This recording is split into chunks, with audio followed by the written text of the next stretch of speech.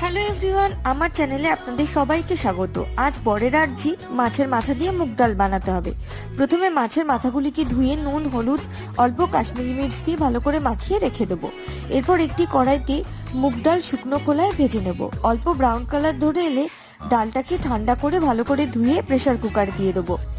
নুন, হলুদ দিয়ে 4টে সিটি দিয়ে সেদ্ধ করে নেব। এরপর মাছের মাথাটিকে সর্ষের তেলে কড়া করে ভেজে তুলে নেব। এরপর কড়াইতে গোটা গরম মশলা, গোটা জিরে, তেজপাতা ও শুকনো লঙ্কা দিয়ে নাড়াচাড়া করে দিয়ে দেবো কুচি করা পেঁয়াজ, আদা রসুন বাটা।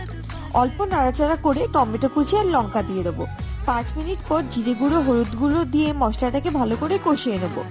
তেল ছেড়ে দিলে ভাজা মাথাগুলো আর সেদ্ধ করা ডাল দিয়ে ভালো করে ফুটিয়ে পরিমাণ মতো নুন আর অল্প চিনি দিয়ে দেবো।